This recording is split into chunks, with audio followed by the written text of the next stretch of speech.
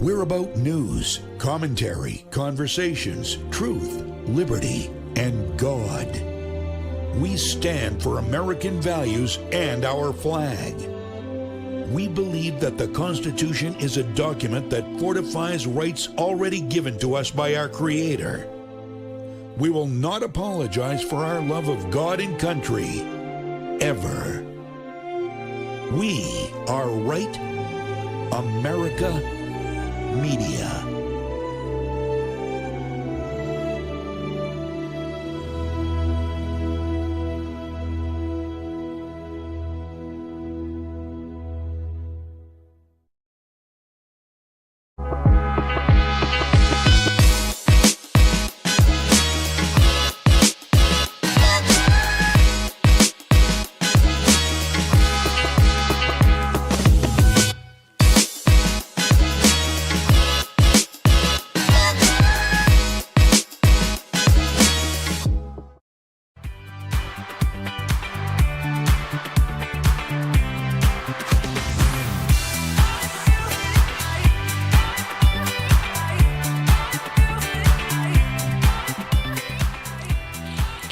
Welcome back to the Blue Collar Intellectual Podcast. We've been on a hiatus. We had a great time during Thanksgiving. We had a week off because we had a snowstorm and I was snowed into my house. I couldn't even, I drive a 71 Cutlass, all right? And putting weight in the trunk does me very, very well on flat roads and stuff like that. And as long as my driveway's salted, it's good. But, we got slush and we got powder and it was just slick as hell. And I was looking at my driveway and looking at, my contractors doing the renovations on my house and everything before we list it, spinning their tires, getting up the driveway. And I'm watching a guy in an all-wheel drive car just right off to the side. I'm like,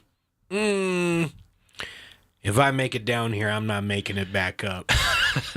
Yeah, if my Chevy Crew Cab wasn't going to make it to the studio, I knew your Cutlass was in for some trouble. Yeah, the roads, so really weird. It's like snowstorm. We have a mild break in the snowstorm, right? And the roads, the plows have been out on the roads for like 6-7 hours at this point. So I'm expecting maybe my road might be a little dicey. I'm right off Island Pond and Dairy. But when I make it out to the main road, it'll be good. When I make it out to Island Pond, that'll be good. When I make it out to 111, that'll be good. Nope. Island Pond and 111 were shit. But I make it all the way into downtown Salem, New Hampshire, where all the shopping district is. The roads are pristine.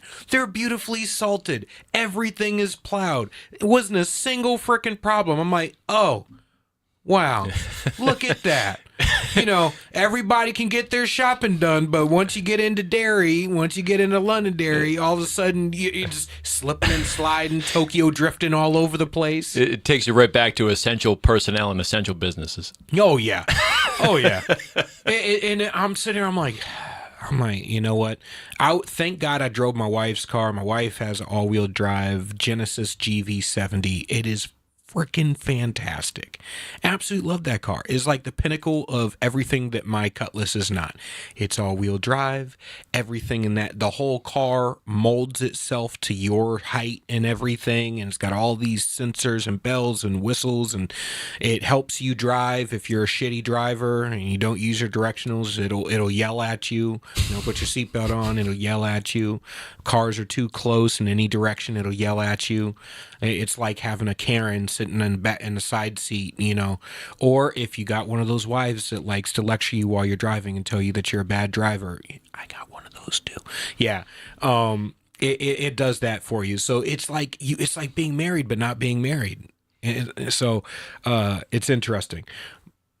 I prefer my Cutlass though. I prefer my Cutlass. It's a sweet ride for those who have not seen it, who are tuning into the live stream. I put about 350 pounds of of salt in the back, because I'm like, and if I'm going to put weight in the back of the trunk, I'm not going to put sand. I'm going to put salt, because at least I could use that. Put about 350 pounds in the back, and I have beautiful traction. No problem getting in and out of my driveway. No problem getting up, going anywhere. Yeah, I just absolutely love that car. And everyone is like, man, it's a sweet ride, but you shouldn't be driving in the winter. I go, it's a nice racehorse. Maybe you shouldn't let it run. And they're like, what? I'm like, yeah, you got a racehorse, you don't lock it in a pen. I was like, the reason why you spend half the year fixing your classic cars is because it spent half a year sitting. Those cars were not made to sit. They were made to run. But, it is what it is. In other news, these past couple weeks have been weird, right? We've had a lot happen in Trump administration. Caroline Leavitt's been under attack endlessly. Piers Morgan just did an interview with Nick Asshole Fuentes, the white nationalist Mexican guy. Really, really weird. And I'm like, I understand everybody wants clicks. But my question is, you already know what he's going to say. You know what his positions are. He's been flamboyant and out there and honest that he believes everything he's saying. Or at least it seems like he does. His opinions are not changing. Why? Why have him on? Is it just to get the clicks, likes, retweet, shares, and subscribership? Or did you actually think you were going to beat him? And you're going to convince him to change his mind, or that you're going to convince his audience? Because his audience, I liken them to the people who they don't have two brain cells to rub together. Okay, I think of bigots and racists and anti-Semites on both sides of the aisle exactly the same. They're all really, really angry because they're all fighting over the last two brain cells to rub together. Yep. Yeah, the fracturing of the conservative movement is such an unfortunate thing to see. I only hope that in the new year, it starts to come together again once people decide to at least look seriously at what the stakes are and then move forward constructively. Because right now, it's just such a mess. Well, so the fracturing, I've been asked to look at it a little bit different. I've been asked to look at it a little bit different, and not with Nick Fuentes in mind. Therese Bastarach, who used to host Grant State Live with Ram TV, sent me a message, and the point that it makes is actually something really, really interesting. I want to pull it up. I'm going to read it because I think it's something that I think it should resonate with the vast majority of people in both the grassroots and the establishment to some degree. All right. Here we go.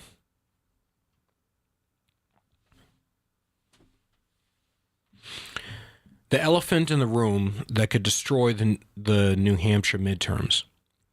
In the Granite State, where political independence runs as deep as the White Mountains, a simmering divide threatens to fracture the Republican coalition just as the 2026 midterms loom on the horizon. On one side stands the New Hampshire GOP, the establishment, polished, pragmatic, and focused on electability. On the other side, a burgeoning grassroots movement epitomized by groups like We the People New Hampshire pulses with raw energy, skepticism, and a fierce commitment to America First principles. This rift isn't just about policy disagreements. It's about how to handle the fringe elements within the conservative base. Ignore it, and it could spell disaster at the polls. But address it thoughtfully, and it might forge an unbreakable alliance. The spark for this reflection comes from a simple text message I received recently, highlighting a screenshot from a We the People post within the Facebook groups. The topic, a conspiracy theory about President Biden's earlobes, suggesting some wild notion of impersonation or deceit. The accompanying comment lamented how such posts cause the establishment to tune out the grassroots, tainting the group's reputation as it balloons in size. Fair point. In a world of sound bites and social media scrutiny, optics matter. But here's the deeper question. Do Democrats reject their most eccentric supporters, or do they harness their passion to fuel turnout? I think we both know the answer to that question. They use them like Saul Alinsky advised them to be used Useful idiots. half a century ago. Yeah, useful idiots. Yeah. She goes on to say, let's be clear. The left doesn't turn its back on its fruitiest voters.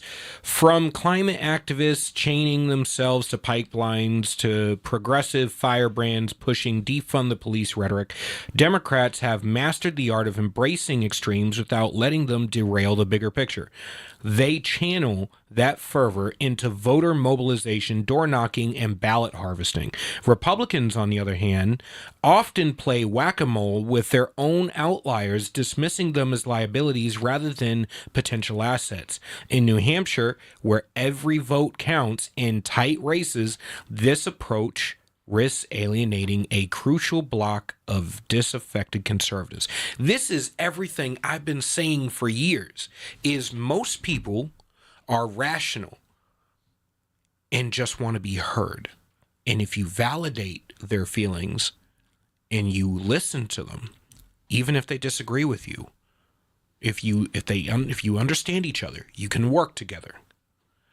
And this is why I don't do the whole, these guys are all rhinos and are all evil and F that guy, and these people are all crazies and whack jobs, and they would blow Trump given a chance and screw those guys. No, I don't do that stuff.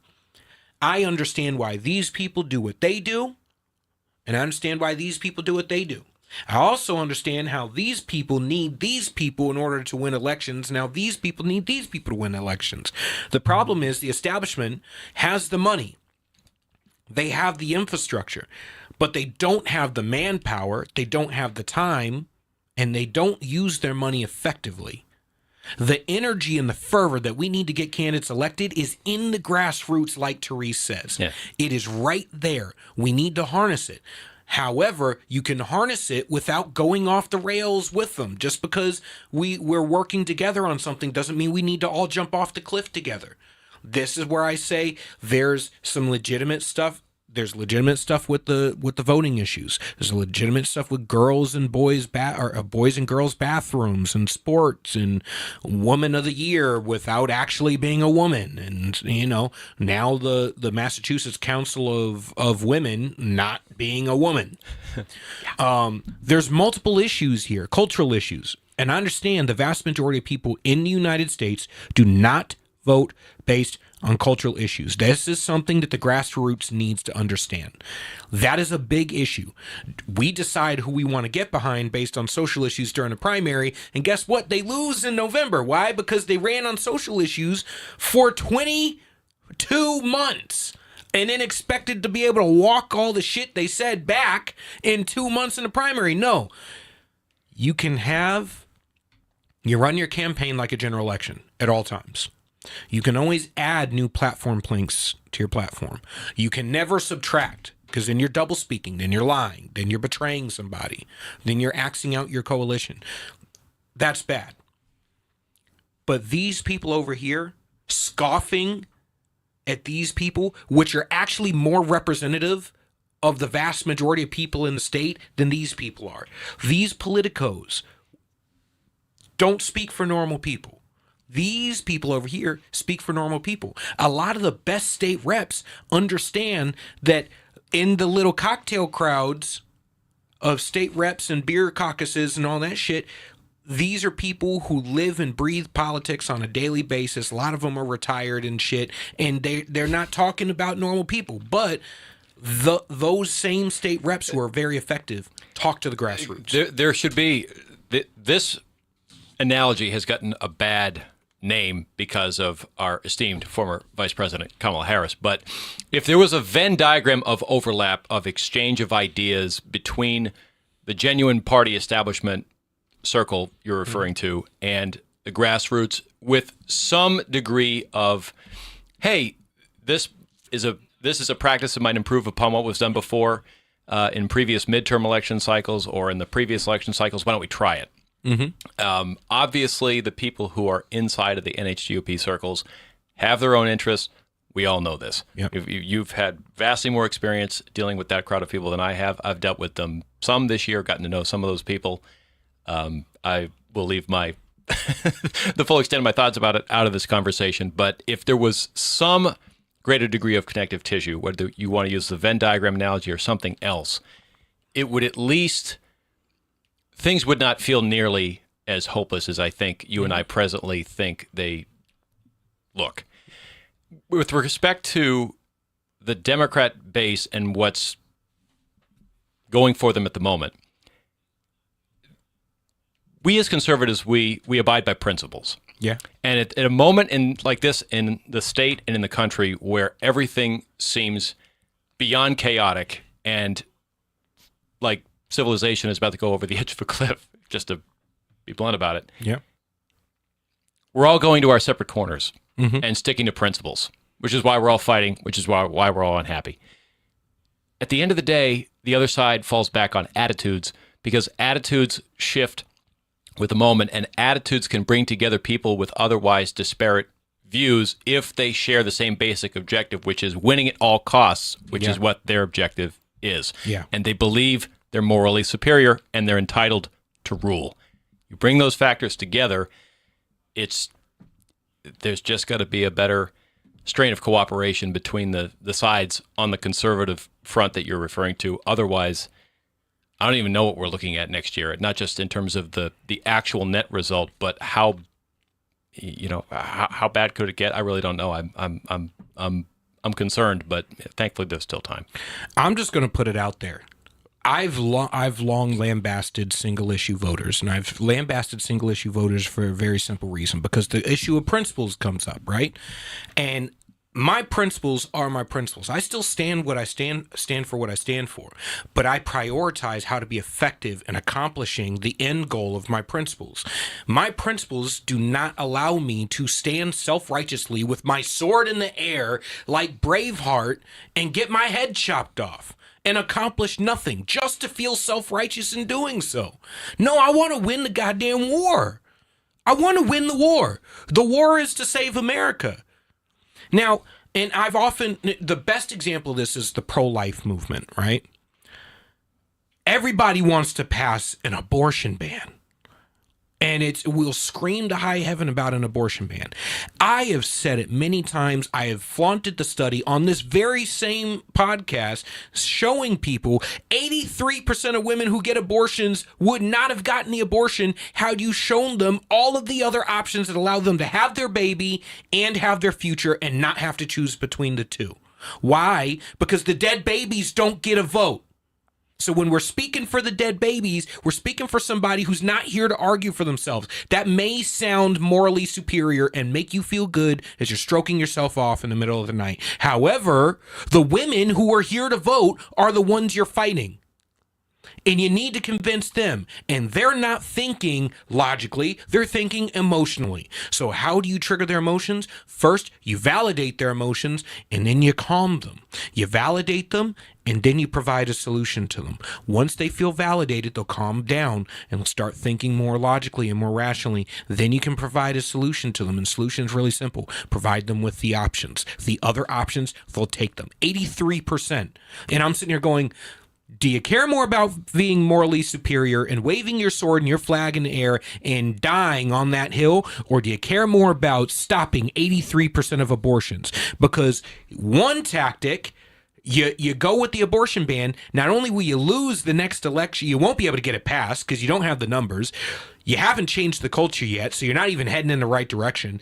And you're going to lose the next election because now you just made the party toxic. Yep. You didn't provide a solution. You just stood on your moral high ground. And in the other one, you provided a solution. And if they take it, you just saved 83% of babies that would have been aborted. The single issue we got to focus on in the next year is how do we win? Yep, maximize effectiveness, people. That means introspection. Introspection is pain. That means transparency, accountability, efficiency, and efficacy. Apply it to every sector of your life, and we're going to be able to win. Don't apply it to every sector of your life, and we're going to get but without the courtesy of a reach around. You heard it. Yeah, I did mute myself too. That's excellent editing on my part. We'll see you right up next after the break. We're going to have a fantastic guest coming up, Jonathan Butcher, author of The Polarization Myth, America's Surprising Consensus on Race, Schools, and Sex. That's right. We agree on a lot more and we disagree. Find out next after the break. See you in a few.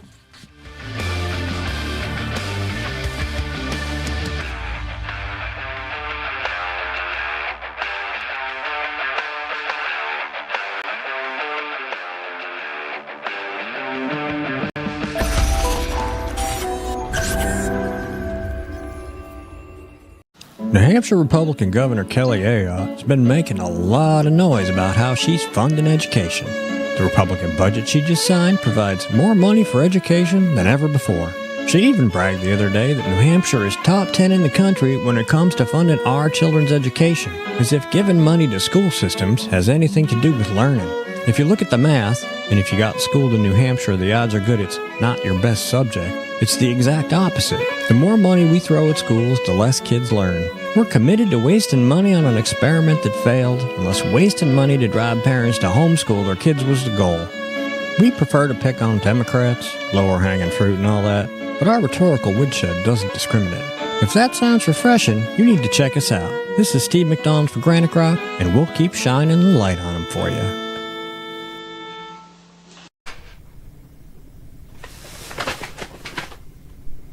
Unleashing your humble alpha is the key factor to unlocking profound leadership, unshakable confidence, clarity of purpose, and the quality of life you dream of.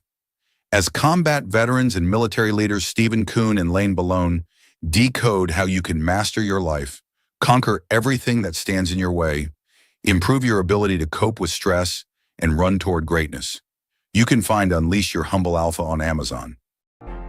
This could be the moment we've been waiting for, the chance to feel alive. And I raise my hands to the sky, what a feeling, time to feel it. This is where it all begins.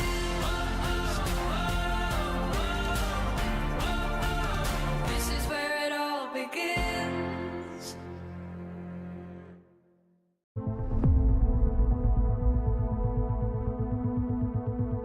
Hollywood has sold its soul with woke agendas, hypocritical elites, and a culture in ruins.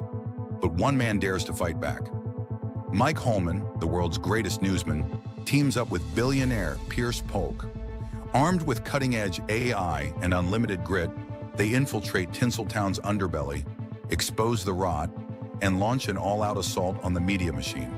Blockbusters, written by best-selling author Scott McKay.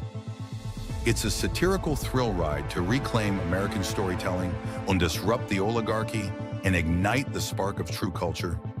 Because some blockbusters are meant to bust the system and save the silver screen, one blockbuster at a time.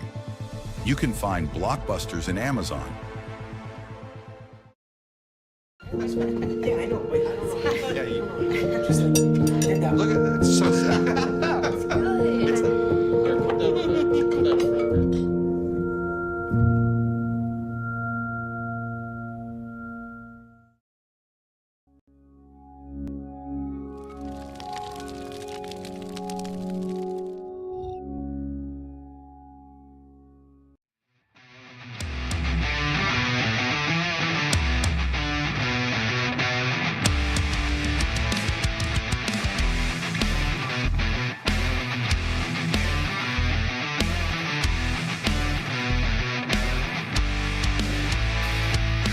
All right. So we're back, and you know, in the last segment we're finishing up. While we're waiting for our guests to come on, we were talking about how to be, prioritizing effectiveness over principles. Let me be very clear. If you are exercising a strategy, a long-term strategy, you do not have to sacrifice your principles because you're always moving in the direction of accomplishing a goal. If you are not exercising a long-term strategy, you will sacrifice your principles. At some point, You will be forced into making a decision where you sacrifice your principles. Why? Because you never stop to think about the long-term ramifications of each and every step you take and each and every word you say and each and every moment that presents itself to you. And this is the problem, is the left is playing chess and we're playing Candyland, people. Well, in another sector where we end up playing Candyland and left plays chess is with the culture war. Okay, we've seen how America has been pushed into this pseudo-divided world where the more we click, the more we scroll, the more divided we get, and the more we're at each other's throats. So, our next guest is going to break down, are we actually as divided as we seem? Are we really that divided? Are we really at each other's throats? Because I'm going to be honest with you, spoiler alert, when I walk around New Hampshire, when I walk around Boston, when I walk around any city in the United States, I don't see us being that divided. I don't see Republicans and Democrats running down the street, shooting each other up like Bloods and Crips. I don't see the political gangbanging in real life. Most conversations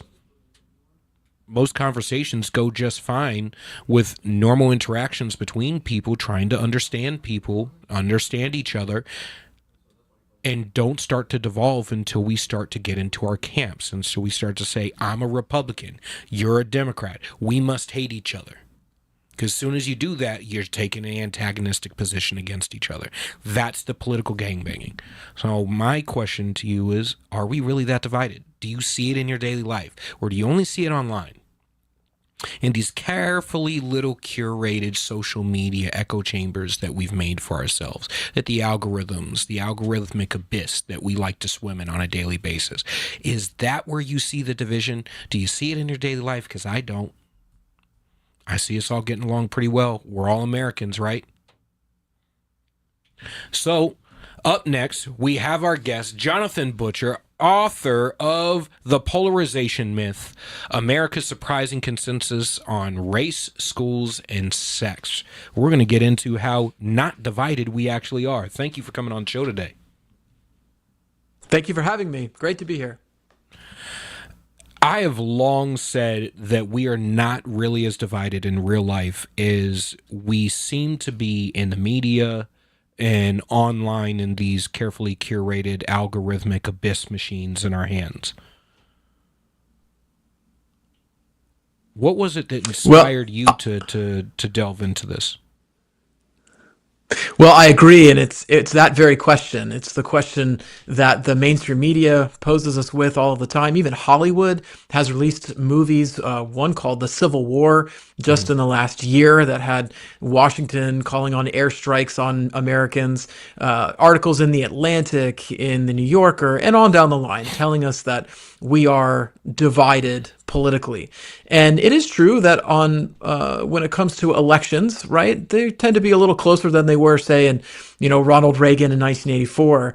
But the reality is, on the issues, on the topics that we talk about around the dinner table with our families, the things that you talk about at the water cooler in the office, the things going, on a walk or, a run with a friend, we're actually all pointing the same direction, right? Mm-hmm.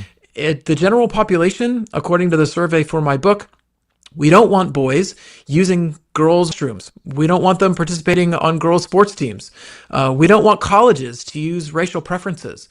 We would like civics to be taught more in schools. In fact, parents in particular would like issues of character and virtue taught in K-12 schools. So on these issues and more, our survey found that Americans are not polarized.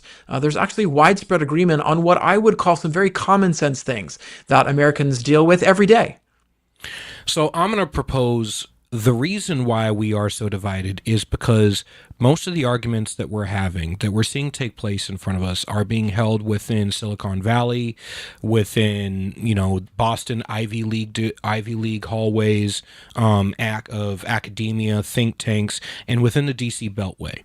I'm seeing highly ideologically based people on both sides of the aisle arguing across the aisle at each other, and the vast majority of us being caught in between, who, to my research, for my own book, the vast majority of Americans are not heavily ideological. And I think especially when it comes to the issues that matter to our families, when it comes to protecting our children, Americans actually agree, right? It's not safe to have people who are male having access to girls' private spaces.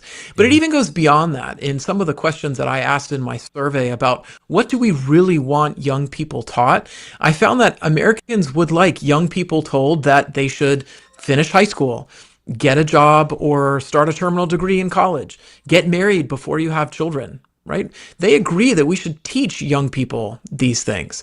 And so this is why I think the countering the myth that we are irreparably broken or irreparably polarized, or that there's no agreement to be found, and that there has to be some expert somewhere that has to call the shots for us, or has to be the tiebreaker, right, when it comes to these issues, is simply false, right? Americans have good common sense when it comes to what they want in protecting their children and living their daily lives. And I was pleased to find in my survey that it wasn't just my numbers that showed this, but there are actually a host of surveys that show that Americans don't like racial preferences.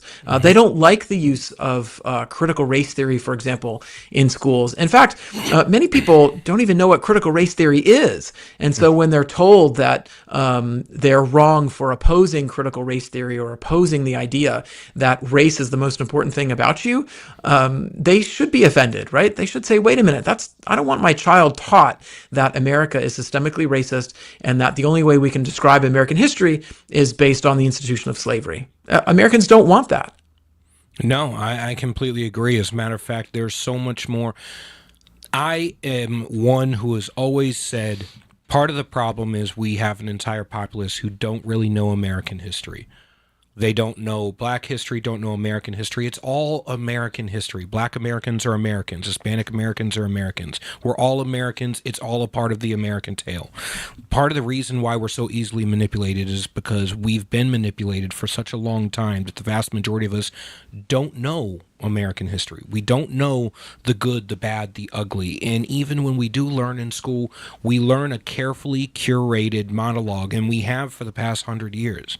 Since the Department of Education, knowledge of civics, knowledge of history have gone down, in addition to reading, writing, math, and science. And while we focus heavily on bringing back on rising on the charts on STEM in order to compete with the rest of the world, we are creating functional idiots by not having 18-year-olds who are graduating school with a knowledge of how their government works, where their power lies, where their ability to hold their government accountable is, and their own history. If you don't know where you came from, how are you going to know where the hell you're going and how to not repeat the same mistakes over and over again?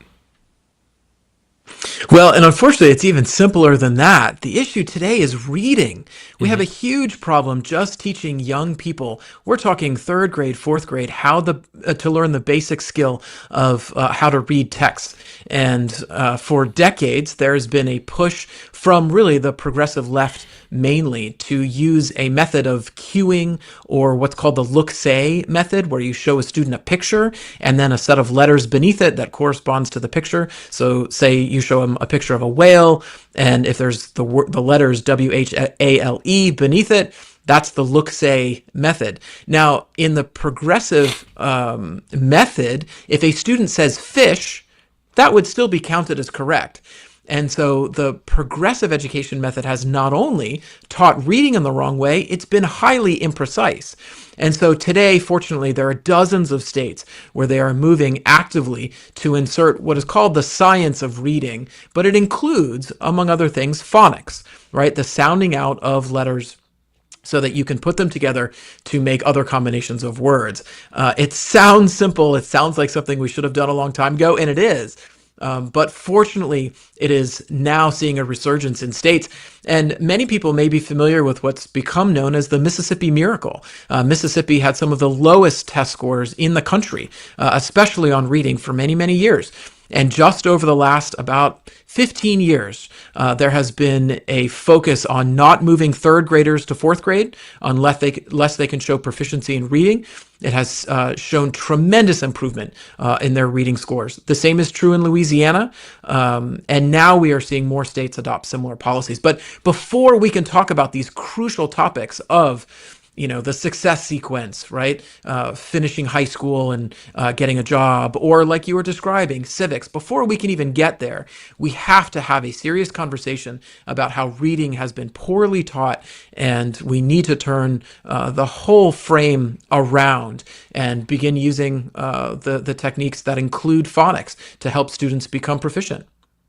I think the way that we got there with reading not being taught the way it's supposed to was, one, you had the No Child Left Behind Act. Then you had the Every Child Succeeds Act under Obama, which basically exacerbated every problem that already existed with No Child Left Behind and created an environment where schools were now graded and rated based on social environment and social issues than social emotional environment rather than academics. So now you have schools outright failing academically at every regard and have no desire to turn back because the money is going to keep flowing in as long as they keep all the social issues front and center.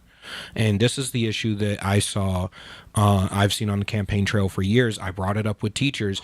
Look, the average teacher wants to just teach, but they're being held hostage by activists, teachers unions reps, activists, social workers, administrators who are more ideological and are trying to accomplish an agenda.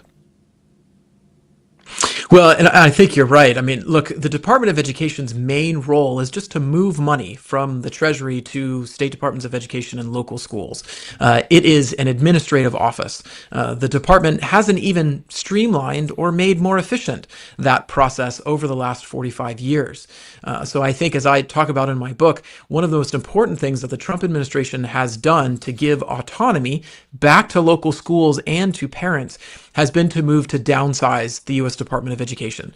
I mean, look, the government was just closed for several weeks, right? One of the longest, if not the longest, government shutdowns in history. And yet K-12 schools were still open, right? The doors were still open. Students still had homework and they still attended school. It didn't need the U.S. Department of Education in order for your neighborhood school to enroll students. So this department has a host of failed programs, a host of examples where it costs hundreds of millions of dollars every year, according to federal auditors, just for state departments of education to get federal money. And even that amount is quite small in the overall sum. So for each student in the US, less than 10% of their total spending comes from Washington. And yet to even get that federal taxpayer spending, it costs tons of man hours and millions upon millions of taxpayer dollars just for state departments of education to process the requests to get federal spending. So it's not worth the effort. The agency is bloated. It is full of administrative overhead. A credit to Secretary McMahon for all that she has done to begin partnering with other federal agencies to begin operating some of these federal programs so that once the U.S. Department of Education is actually closed, other agencies will already be familiar with how to operate some of these programs that are not being closed. Most of what is done by the Department of Education can just be ended. But for programs for, say, children with special needs, programs for children in low-income areas, the process is ongoing right now, fortunately, to move some of these initiatives over to other federal agencies. It's very exciting to watch. I'm right there with you, and I would actually posit a question that the average listener should think about. If money equated to better test scores and equated to better education, then why is it year over year we have expended more and more money in every single school district in the country, including low-income school districts who get the most aid, and yet test scores have continued to drop? Education has gotten worse. The average student does not read at grade level and therefore is going to college and spending their first 2, 3, 4 semesters doing remedial courses so they can get a degree in non-binary underwater basket weaving. We have issues, and the biggest issue is not a lack of funds problem. It is a where are we spending the funds? How are we spending the funds? What is the methodology of teaching? What is the methodology of education we subscribe to? That's the biggest issue, is if your methodology is broken, if there's holes in your bucket, no matter how much water you put in the bucket, it's still going to leak. I mean, look, if money mattered for student achievement, we should have some of the highest scores in the world. The United States spends more than nearly in the world when it comes to K-12 education. And the amount that we spend right now is at about its highest point ever. I mean, there are states in the U.S., New England, that are spending upwards of $25,000, $30,000 per child per year. And this is in states like New York, Massachusetts, Connecticut. And the achievement gap between students at the top and the bottom of the income scale, or who are ethnic minorities versus students who are white, it is as wide, if not wider, than in states that spend far less, like Florida and Arizona. And mentioning that in Florida, they have done more to close the achievement gap over the last 20 years than almost any state in the US. And they've done so as spending half, maybe a third of what is spent in some of these higher spending states. So I think what the Department of Education has fostered is this culture of thinking that more money is a sign of commitment to education, when really what is a sign of commitment is allowing parents to choose how and where their children learn. And that is what is happening across states. And that is what we should be so excited about for the future of K-12 learning across the U.S. All right. I want to thank you for coming on. Jonathan Butcher, author of The Polarization Myth, America's Surprising Consensus on Race, Schools, and Sex. I'd like to have you back on the show, but before we get to that, please tell everybody where they can find your book and where they can support your work, because we want to make sure that, you know, that people go and buy a copy and really learn how we can turn this around. Thank you. So you can find social media at @JM_Butcher. Our research is available at heritage.org. And my book, The Polarization Myth, is available on Amazon and from my publisher, Encounter Books, and wherever books are sold. All right. I'm going to buy a book right now, and so should you. Go and support his work. Go look at Heritage and go look at the studies, look at the surveys. We are not as divided as they would like us to think we are, and we can really turn this around and come together as a country, and we can fix education. But first, it's going to take introspection. Introspection is pain. Again, Jonathan Butcher, author of The Polarization Myth, America's Surprising Consensus on Race, Schools, and Sex. We will be back after the break. Make sure to stay tuned. We're going to have a regular on the show, one of our favorite guests, Nils Gravilius, private investigator. We're going to get into some shit. See you up next.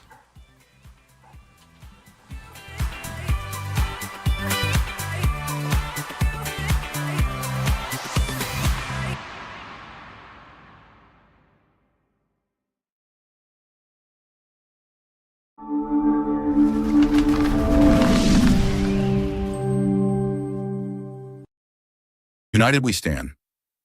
A Marine's Fight, written by Marine Corps veteran Julian Eschyard. This book examines the deepening fractures in our nation, political division, government overreach, and a fading sense of shared responsibility, and offers a battle-tested path forward. A Marine's Fight is a bold and urgent call to action for every American who believes in the founding ideals of our republic. United We Stand. A Marine's Fight can be purchased on Amazon. I'm Chris Jakimick. I served in the United States Air Force and I deployed 3 times. So in 2017, I was serving as an Air Force First Sergeant. Our motto in that role is, my job is people, everyone is my business. But unfortunately in that year, I would lose my own brother, Lance Corporal Adam Jakimick, to suicide. The majority of veteran suicides are from guns. I store my weapons securely, not only for myself, but for my family. My service never stops.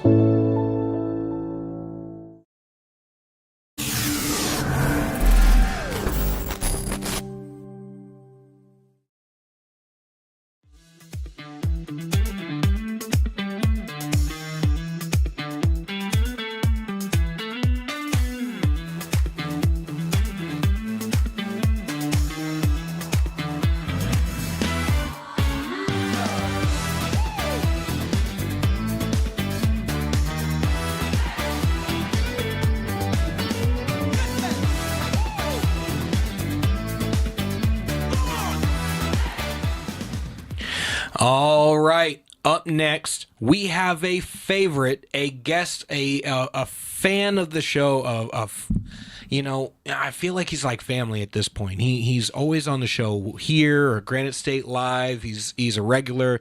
He is a Los Angeles-based private investigator. Nils Gravilius is going to come on and he's going to give us the lowdown on what crazy shit is happening next in the Blue Klux Klan, as he has described it. How's it going, Nils? Well, everything is fantastic, Julian. How are you, sir? I'm doing great. Thanksgiving was great. Yesterday I had a birthday. I'm 1 year older, one more trip around the sun. And the next year I'm pretty optimistic is going to be a good year as well. So, we're doing good here. Well, happy birthday, Julian. And who's this mech next to you over here with the shaved head and the salt and pepper beard? This is my buddy Andy, my co-pilot, the goose to my Maverick. He worked with Citizens Doge here in New Hampshire trying to root out inefficiencies in the grassroots and in government here and get people activated, and has been my co-pilot on the show for the last 3 months. That's good. I'm very pleased to meet you, man. It's you as well. All right. So, what do we got? What do we got from you today, buddy? I don't have my call sheet. Has anybody been checking out the Democrat legislators who seem just as upset about narco boats getting blown up in the open sea as they are about Maryland man being, disinvited and sent home to the nation that created him? Honestly, I don't know why anybody would be mad about a narco boat being blown up, but hey, the Democrats have been picking really weird hills to die on lately. It's like, pick random thing that the average U.S. citizen would agree upon, and we're going to be against that. Hi, Julian, if I could share with you and Andy. Oh, yes. So let's say that Nils and Andy and Julian created a process or a service or something that could boost the national GDP by 3%. Okay. That would be a big deal. And if we elected Andy to be president of the United States and his policies, his laws, etc., caused the GDP to go down 3%, all the usual riffraff like Robert Reich and Paul Krugman and all the other geniuses would run to the closest microphone to let us know that Andy had crashed the economy, right? 3%, that's GDP, right? What do you suppose the narco GDP is in blue cities and blue states? If you create a 3% boost to the GDP, say in Manchester, New Hampshire, let's take for instance, you're going to have the ear of every legislator, every councilman, every borough chair. You could influence the sheriff's election. You could, your lobbyist could make a phone call and change the course of something pretty quickly, probably, with just a 3% change in GDP. So what is the GDP of narcotics? Yeah. What is the indirect GDP of narcotics? Can something affect the gross domestic product of a county, a city, a state without legislators representing that? What if the Bush war on drugs was a war on addicts, on users, street dealers, right? But it didn't do jack shit to the supply that was coming in, did it? No, it didn't. There was just another higher level dealer who'd step in and recruit a new man to work the street corner till he got gunned down, and then his little brother would be working it after that, and after he got gunned down, and so on and so forth. I mean, Baltimore Oakland, Los Angeles, Detroit, Chicago, whatever. It's going to go on and on, right? And it has gone on and on. And this is the same political party that they were out to protect the little man. They were out to protect the minority community from the depredations of big, ugly corporations.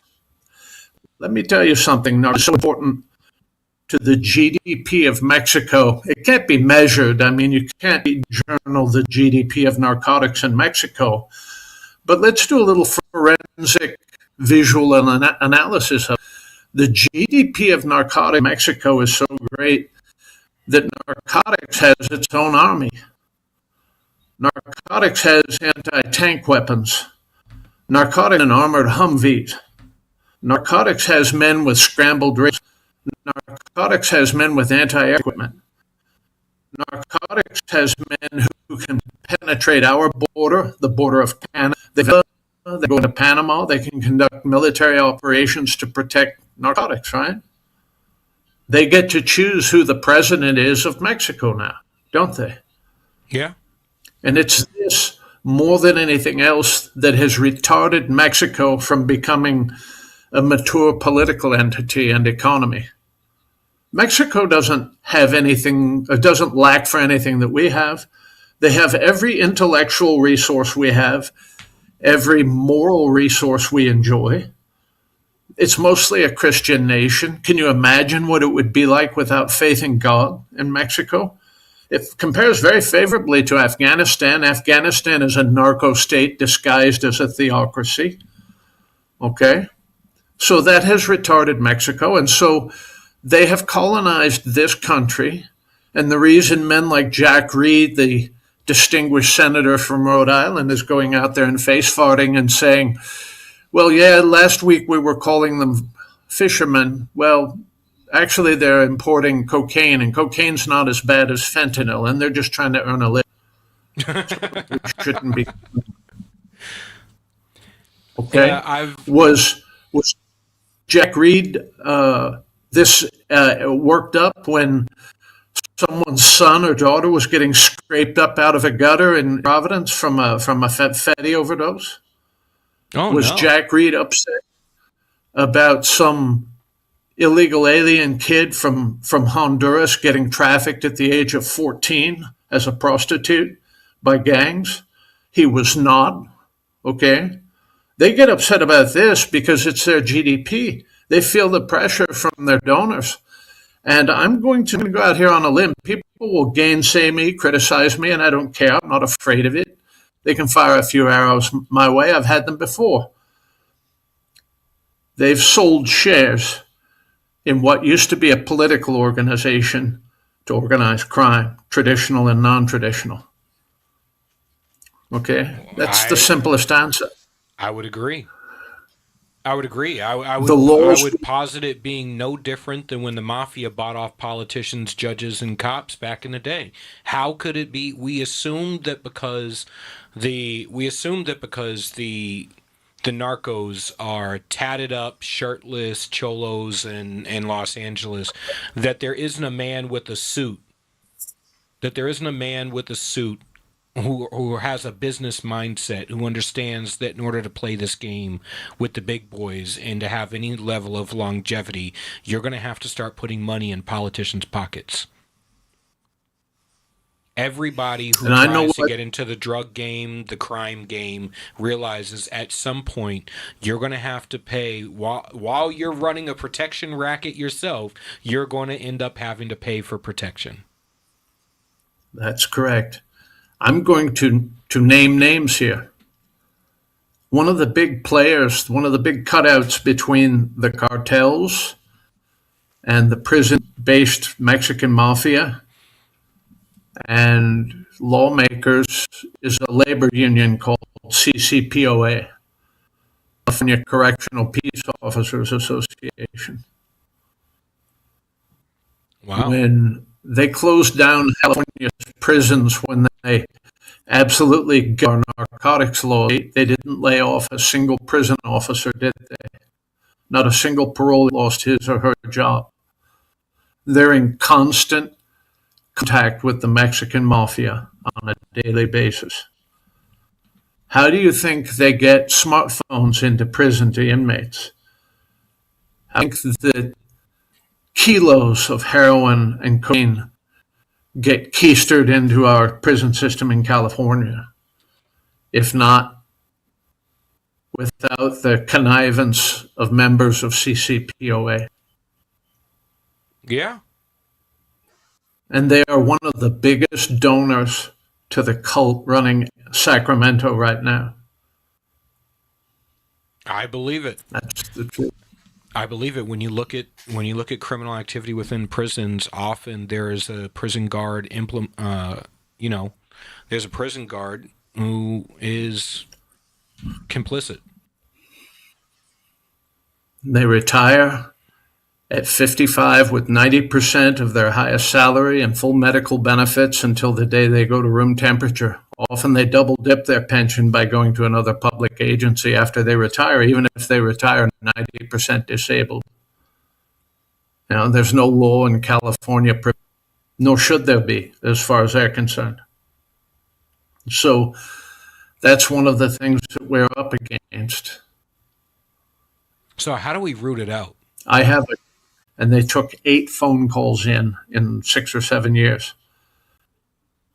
So the sheriff was getting ready to serve a search warrant on that member of the board of supervisors. The inspector general warned her that the sheriff was going to serve that search warrant.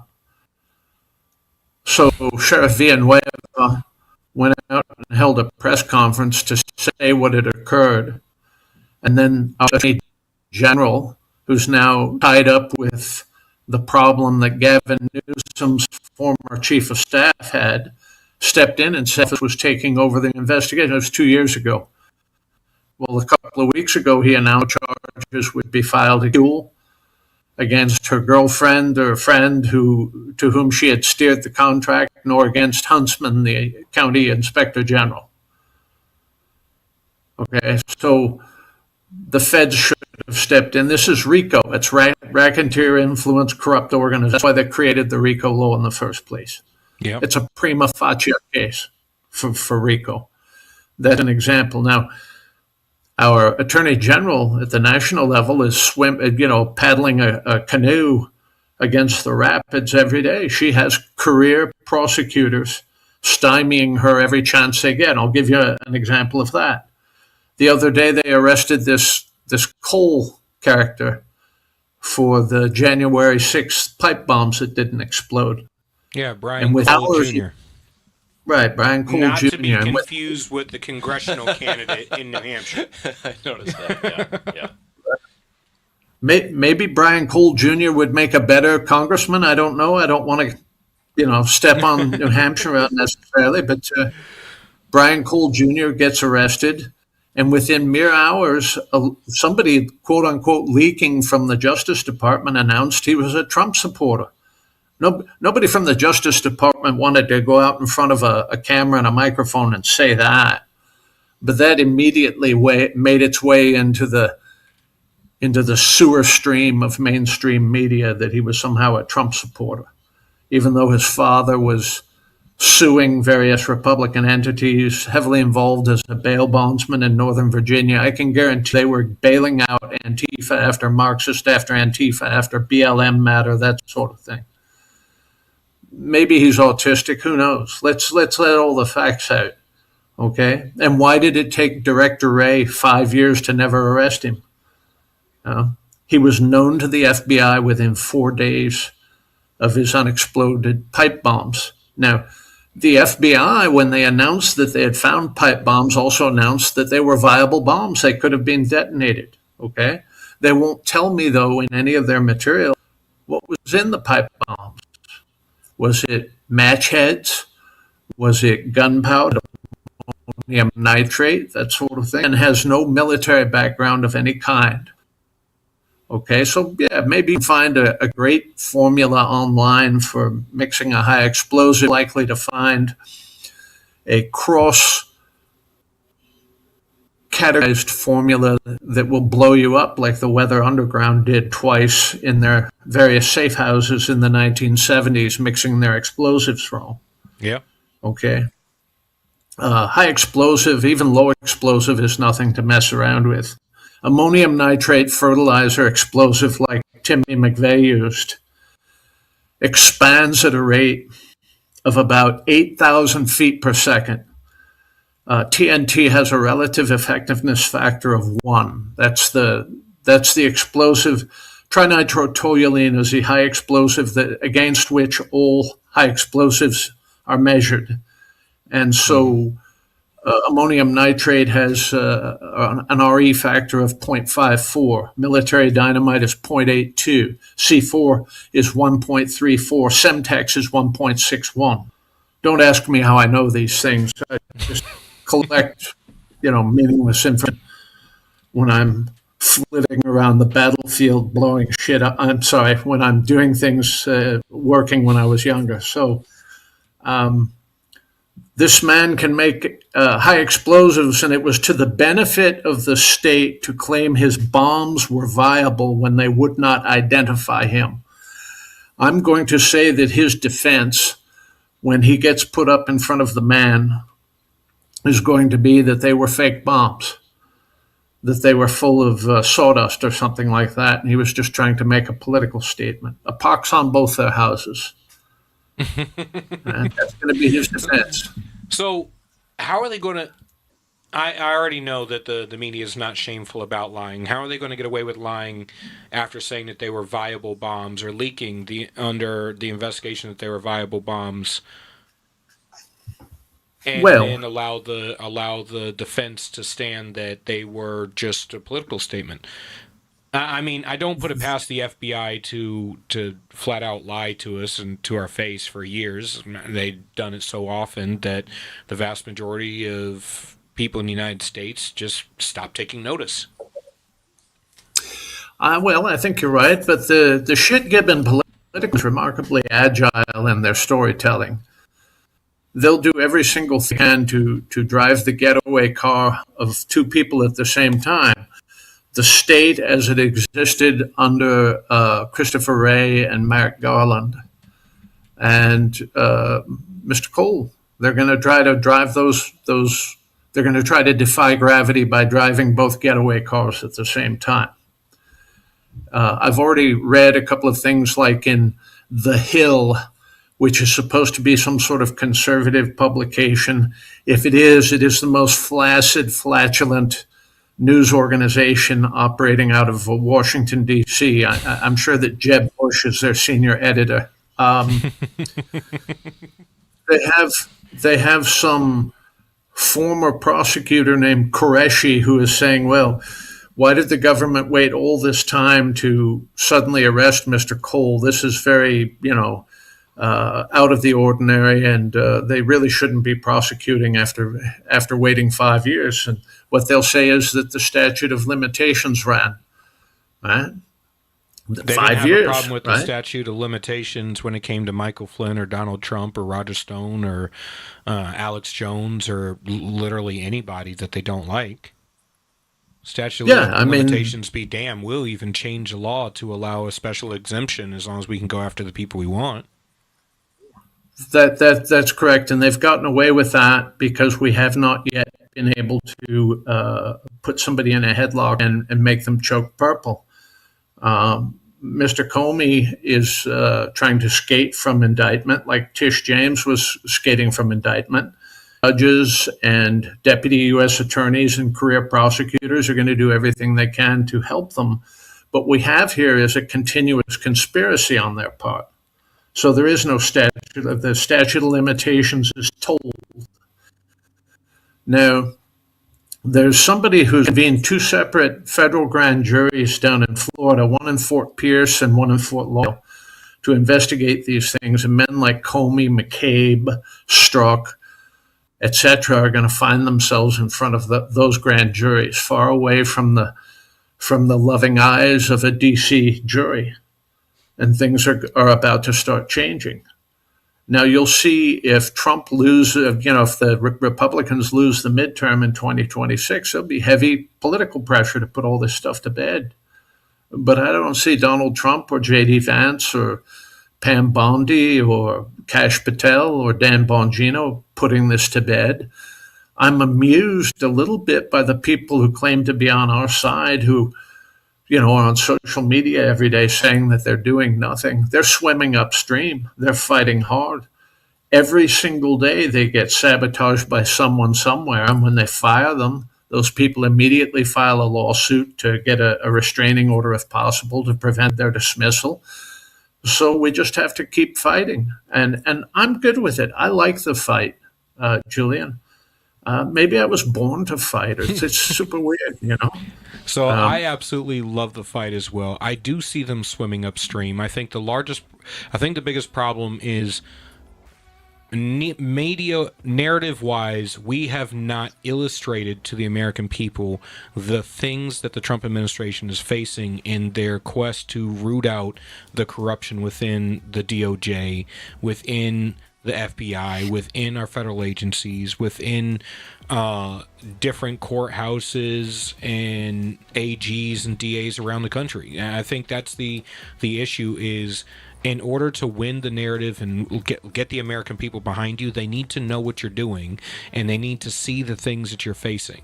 Everyone loves to see a dragon slayed, but they need to see the dragon. They need to see the dragon. Otherwise, you're just another Black Knight coming into town to pilfer their pockets. Well, I think you're onto something there. Donald Trump isn't shy about saying what's going on, what his side is doing. At the same time, he can't be the only one doing it. Yeah. I'm looking at characters like Marjorie Taylor Greene, and the only way I could characterize her is, she sang in the shower for 4 years and took up air guitar and thought she was ready to go in front of Simon Cowell or something. I mean, the fight that she picked with the president was useless and meaningless, and it meant that it was all about her. It was never about the cause that she claims to fight and die for. Well, that's par for the course in D.C. We know that to be true. All right, we're getting the music. It looks like it's the end of this week's podcast, this week's episode of Blue Collar Intellectual Podcast. On with me is Nils Gravilius, Los Angeles-based private investigator who dishes it out to both sides, as he says, he's been taking arrows for a long time and has no problem staying in the fight. So we appreciate everything you're doing. I can't wait to have you back on. I've got a book coming out June of 2026, The Last Lawman, from Post Hill Press. It's available for pre-order right now on Amazon if you want to throw some money at it. That's entirely up to you. But I look forward to being on your show again, hopefully to discuss my book even a little bit. Oh, most definitely. We'll have you back on. I'm going to pre-order my book right now, as should the rest of you. It is going to be absolutely fantastic, and we will have Nils come back on to talk about his book, and we can go dive in deep. As I said, this is last... It was a pleasure meeting you, sir. All right. It is the end of today's episode. I think we covered some great ground. I just want to remind people, look, we're not as divided as it seems. The world is not going down the tubes. And you have more ability to be effective in changing things in your daily life, in your community, in your state, in this country than you ever have. Largely because of these. And largely because of these is also why you're ineffective, because you get too distracted. God bless everyone. We'll see you next week. Up next is Granite State Live, and make sure you join the Ram TV Live family so we can continue to give you excellent content, fantastic information, and we can continue to dispel all the political narratives that both sides of the aisle gives you. We're going to keep shattering your preconceived notions here on Blue Collar Intellectual Podcast. Goodbye.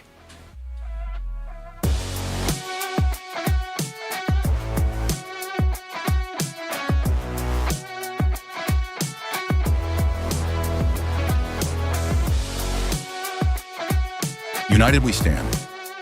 A Marine's Fight, written by Marine Corps veteran Julian Eschyard. This book examines the deepening fractures in our nation, political division, government overreach, and a fading sense of shared responsibility, and offers a battle-tested path forward. A Marine's Fight is a bold and urgent call to action for every American who believes in the founding ideals of our republic. United We Stand. A Marine's Fight can be purchased on Amazon.